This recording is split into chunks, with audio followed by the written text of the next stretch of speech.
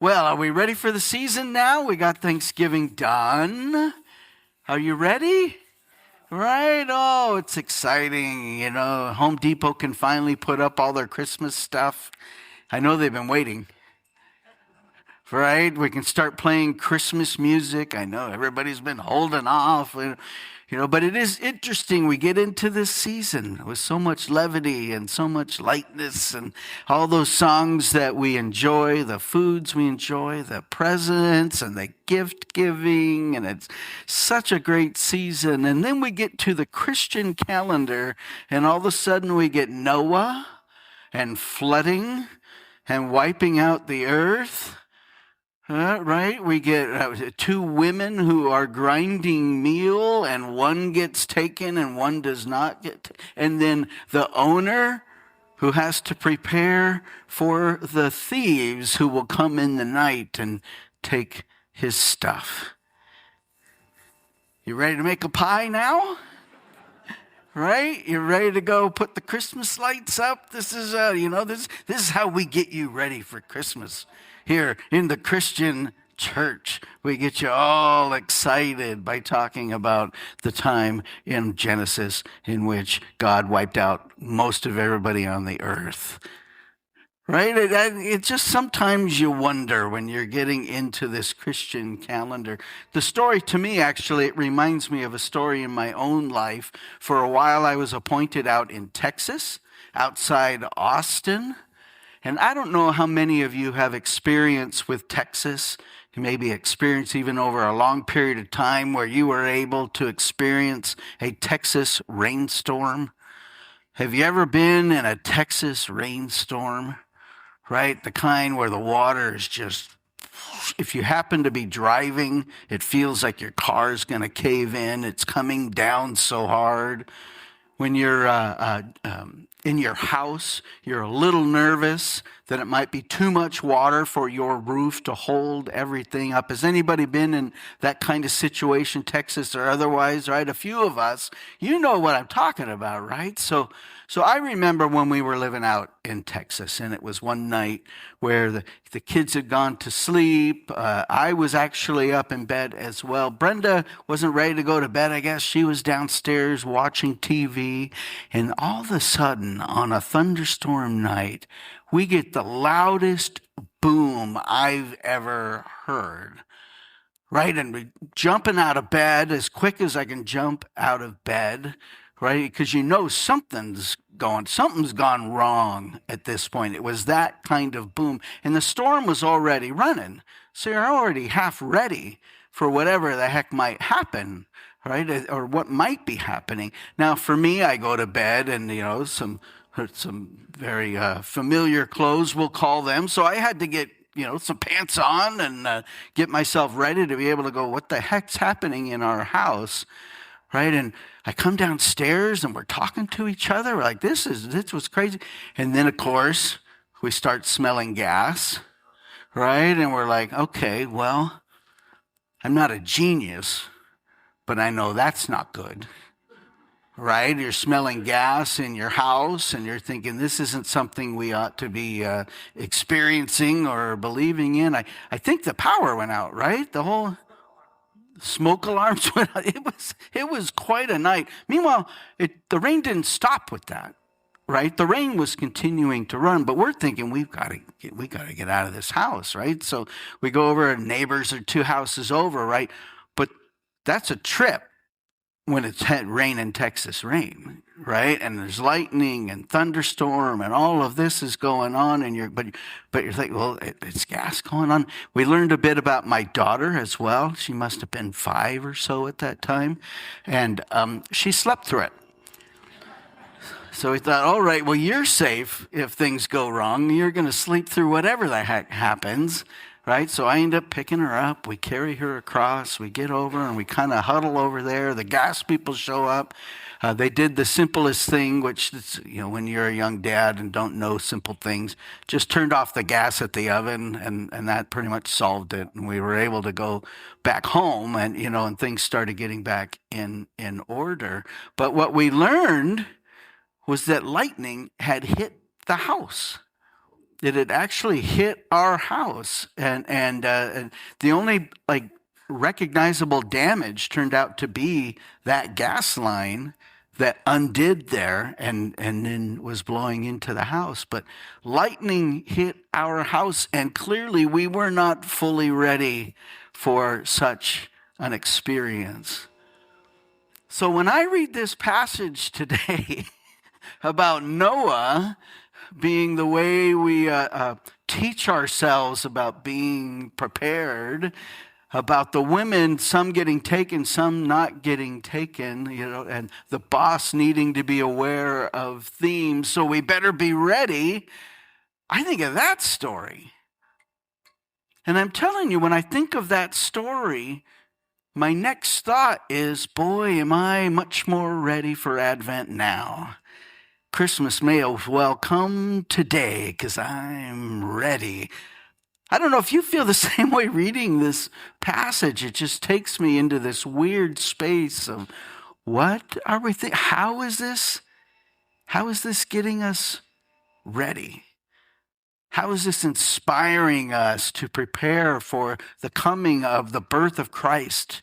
As Christians, our evidence of God's true and deep love for us in the flesh here amongst us. How does that get us ready for that? How does that even teach us about getting ready? But after that, I started thinking and remembering another story from my past. Some of you know I did a lot of youth ministry before I switched into the big kid ministry here with the big churches. I was running around with young people, kind of like Nancy, only I was a little more sane. I didn't do the crazy things she did. I will never do a mystery night. This is my commitment. A mystery week. I'm out. But I remember as a youth pastor, youth director in the churches, we would go and do the summer camps. Right? And for us, we lived down near the Lazy W United Methodist camp down there. I think from here, you might be going to Wrightwood. Probably used to go to Colby, but we don't go to Colby anymore. If you go to Colby, that road that scared you to death, yeah, we don't drive that road anymore. So you don't go to Colby anymore. But I was at summer camp, and I remember being in a family group, which is what we called the small discussion groups that you would be in when you were at summer camp, right? An opportunity to process whatever lessons or theme was going on, and you'd have usually 2 leaders and then some kids, and then it was kind of the group that you got a little more intimate with, along with your cabin over the course of the week. And I remember I was paired off with a friend of mine, Vicki Richards, and we felt like we were a pretty good teaming of people, that we thought we'd done enough camps and had good heart for all of these kids. But secretly what I knew is I'm kind of a nut. I'm mostly there to entertain everybody. That's my main job when I'm at summer camp, is to make sure it's fun, not like here. And we were doing closing night. And on closing night, we recognized that one of our kids was having a really emotional time. It was a weighted time, and his head was down, and he was kind of feeling the weight of things. Some of you who've been on this kind of experience might have had a similar story in your life of just that, the poignance of the moment, God's presence weighing so heavy, or just feeling the emotions, and he's feeling it. And my good friend, Vicki Richards, says, go talk to him. Go over. He needs somebody right now. And I'm like, well, I'm a funny guy. Am I going to go talk to him? What am I bringing to this party, as it were? But you don't go against Vicki Richards.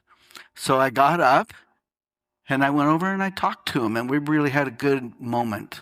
And I was able to be kind of helpful to him. I like to use the words now in my life that I was able to be God's instrument.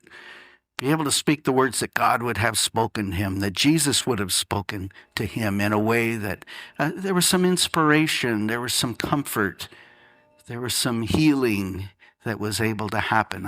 I got to be that guy. I think of that story because I don't necessarily look at myself in that time and say, you know, I really was ready. I made myself ready. You know, I don't know that I could claim that. You can hear it in the way I tell the story, right? Vicky had to goose me along to get over and do that. So in some ways, I don't know that I really felt like I was a ready person. But I was in the right place. I was where I knew I had seen God's presence. I had felt God's strength. I had seen and experienced opportunities to be in that space where I got to be that love, where I got to experience that love, where I got to know what it feels like to be part of what makes this world a blessing. A blessing to me, a blessing to those that I'm able to engage. I knew enough to get myself to that camp. And I wonder if this is a little bit of what Jesus is trying to get across with this passage. We don't always know when the opportunity to be an instrument of God's love, when the opportunity to get to experience God's living presence amongst us, with us. We don't know when that's coming. It might happen now. It might happen later today. It might not happen for a week. We don't really know all the ways that God is going to be working through this. But to be in that space where we actually get that opportunity and to see it coming and to be able to live into it, I think is what Jesus might be pointing to here. In this context, I look at that metaphor of these two women who are grinding meal together. One of them gets taken by God and one of them does not. We hear that story and we're thinking, oh, some sort of rapture kind of thing where one gets to be with God and one gets to be somewhere else that we all don't want to be. But when I look at it through this new lens, this lens that says, you know, God's offering opportunities for us all the time to have that experience, to be that experience for other people. And sometimes we're ready for it, and sometimes we're not. Just like the two women who are grinding meal. So as we enter into this Advent season, as we start getting ready for this coming Christmas Eve in which we're going to celebrate the living presence of God on this earth, the evidence of God's deep, deep love for us, I'm wondering if we're going to see the opportunity, see the signs of what God is doing, of where Christ is real. Are we going to see these opportunities over this season, or are we going to miss it? Let's hope we see those signs and see those opportunities, and that we're able to live into it, and that the birth of Christ becomes something as meaningful as it can be for us, life-changing in deep, deep ways. Amen. Amen.